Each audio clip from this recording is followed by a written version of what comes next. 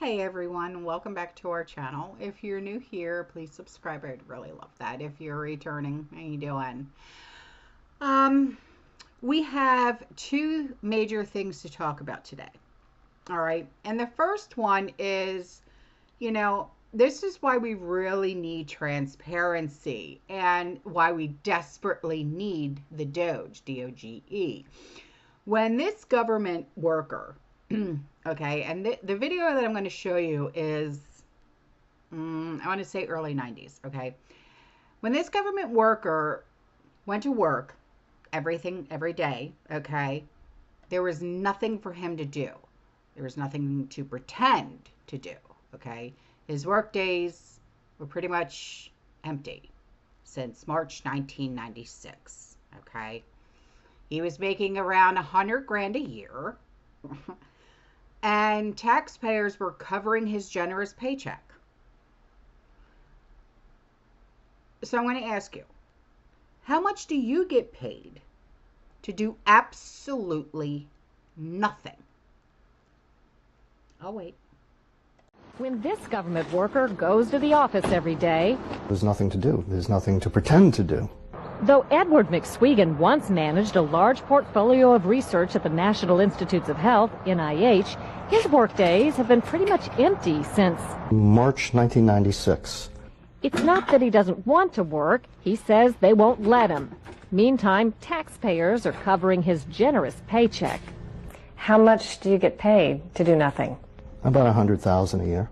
So what do you do all day when you go to the office? I've managed to publish a couple of books, some short story fiction, a little bit of nonfiction writing. Yes, with all that free time and with taxpayers footing the bill, he's become a successful mystery writer. And more. I wound up joining a health club near the office just to sort of break up the day. Oddly enough, he's been getting good job reviews.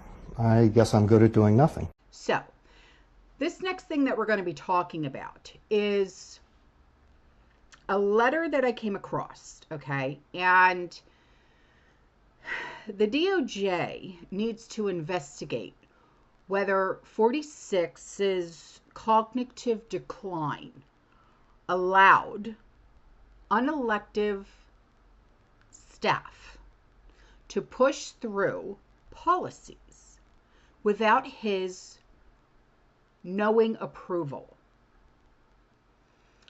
And if this is true, these executive orders, the pardons, and all the other actions are unconstitutional and legally void. So now I'm going to read this letter to you, okay? And I'm going to put them up, and you're probably not going to be able to read them, but I'm going to read them to you, okay? So here we go. And it's to a Mr. Horowitz, or an Honorable Michael E. Horowitz, okay? Department of Justice, okay? And it's in regarding to the legality of presidential actions in light of 46's mental decline. And it says, Dear Mr. Horowitz, I write to request that you conduct a full investigation into Biden's mental capacity in his final days of office. By now, mental decline is famous. Under the 25th Amendment, his inability to make decisions should have meant a succession of power. Instead, it appears staffers and officers in the administration may have exploited his incapacity so they could issue orders without an accountable president in sound mind approving them. That would explain why this administration's orders were aggressively much farther to the left than any previous president. If, in fact, Biden's staffers were exploiting his mental decline, those orders are null and void. And I'm just going to stop right there, okay? Because if this is true, okay, this is disgusting. To take advantage okay, of a person who has of mental decline. Okay, and that's just for anybody. That's a crime. Okay, that is a crime within itself. So it goes on to say, the states need to know because those orders affect us. For example, the Biden White House purported to vacate the death sentences of several convicted murderers who committed their crimes in Missouri. As the Supreme Court recently held, states like Missouri can criminally try individuals under state law, even if they already were prosecuted under federal law. States like Missouri need to know whether to pursue that path or similar paths. Biden was forced to drop out of the 2024 race because of his obvious decline, but his decline was evident even before then. As Speaker of the House, Mike Johnson recently reported Biden did not know what orders he was signing. January 2024, when Johnson asked Biden about a moratorium on energy exports to Europe, Biden informed Johnson that he thought he had merely signed an order authorizing a study on exports. In addition, last February, Special Counsel Robert K. Hur, and that's H-U-R, released his report on his investigation into wrongdoing by Biden.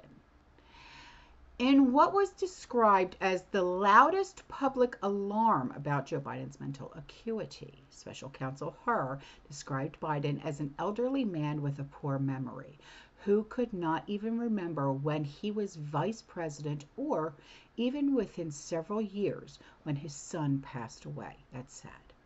Okay? That's really sad. For you not to remember when your own child, remember Beau, when he passed. Okay? If Biden could not even form a mens rea for allegedly criminal activity or a low bar, okay?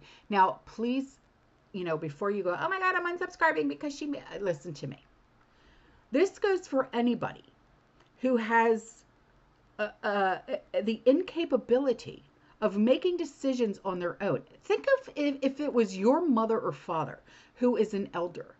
Okay, even if it's you, would you want someone to take advantage of you or your mother or father, your aunt, your uncle, your grandparents in this way? Think about it before you go, oh my God, unsubscribe because she's making excuses. No, it's not what I'm doing here, okay? I'm talking about anybody here. So just calm down. How can anyone have confidence he had the capacity to make decisions as the chief executive of the United States? There are profound reasons to suspect that Biden's staff and political allies exploited his mental decline to issue purported presidential orders without his knowing approval. And that's so true. It's a sad state of affairs when someone, regardless of what position they hold, okay, they could hold president or they could just be a regular Joe or a Jane. Okay, like I said, it could be your grandparents. Would you want someone to take advantage of them? Think about that, okay? In addition to Speaker Johnson's recounting of Biden's completely misunderstanding the energy document that he signed, those closest to Biden appear to have worked hard to hide Biden's decline, which is really sad. But then again, it's like it's because they have an agenda, they have to, put on a facade.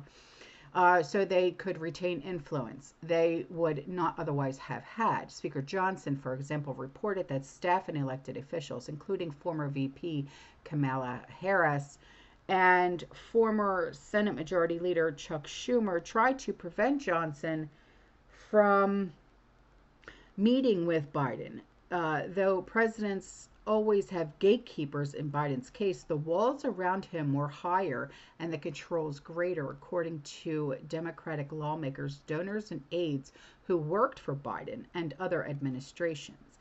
Staff limited Biden's ability to speak with others and limited the sources of information he consumed. Jesus. It's making my blood boil. You know what I mean? I mean, after this, after his presidency, I believe that cognitive test should be mandatory for any and all. President, vice president, Congress, I don't care. Any and all. And term limits as well. So, and prominent Democratic National Committee fundraiser Lindy Lee recently acknowledged that Biden was not in charge. Rather, the people who ran our country for the last 4 years. I talked about that in a previous video. Where his staff, his wife, and his son, Hunter Biden. Yeah, how sweet. Finally, there is the streak of extraordinarily far-left orders purportedly issued by Biden. Just the extraordinarily orders since November include vacating the death sentences of nearly all persons sentenced to ultimate punishment. Hang on, I gotta... Okay, there we go. I have to blow it up even though I have glasses on, I'm still blind. Granting his son Hunter Biden a blanket pardon going back more than 10 years, despite previously promising he would not do so, and endorsing the legally frivolous theory that the Equal Rights Amendment was timely ratified. Indeed, apparently, in reliance on far-left groups, Biden pardoned or commuted the sentences of 2,500 individuals whom he described as nonviolent, but he gave clemency to people like Adrian Peeler, who killed a mother and her 8-year-old child. That's not nonviolent. Okay, that's a recipe for okay, who's next type thing. You know what I'm saying? So this plus an ocean of other far-left orders that Biden purportedly issued but never supported before his mental decline strongly suggests exploitation by staffers and officials who wanted to promulgate far-left policies without accountability or democratic legitimacy. I'm stopping right there for a moment because you know what this also sounds like to me. People who have always wanted to run but never got the chance, or they were never looked at, or they were left pretty much all the way to the bank. You know what I mean? Like they yeah, get out of here. You'll never have a chance. You know, that type of thing. Like all the people who ran for president. Like remember when 47 was running as 45, and we literally had like how many, like 20 some odd people. You know what I mean? And they were running, and then we had all the people on the Democratic side and stuff like that.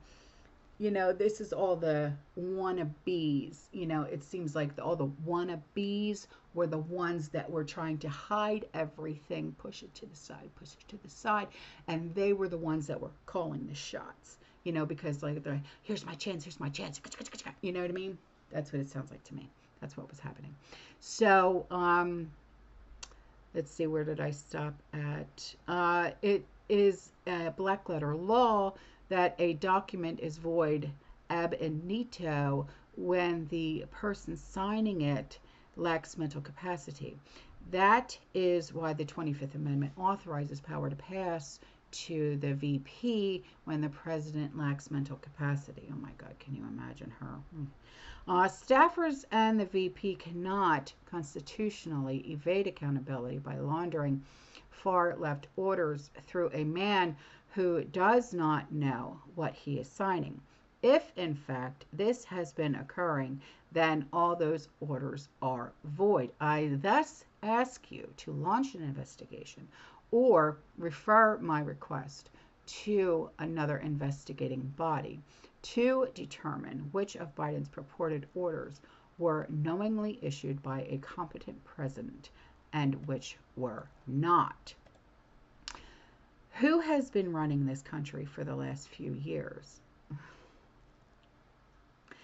Yeah, 44. I fear that Mr. Biden, while he held the office of president, did so in name only and was a mere puppet for far left unelected staffers that people deserve to know the truth. I call on you to investigate while it was Biden or others who took executive actions. If it was not Biden, then the people should know that whatever actions he took were void. If you have any questions, please contact my office. Respectfully, Andrew Bailey, Missouri Attorney General. Yeah. Wow. Crazy pants. That, okay. I think more letters like these need to be sent out. That's what I think. Who's got the envelopes and the stamps? Who wants to start writing? Just saying. All right, guys. I'll see you later.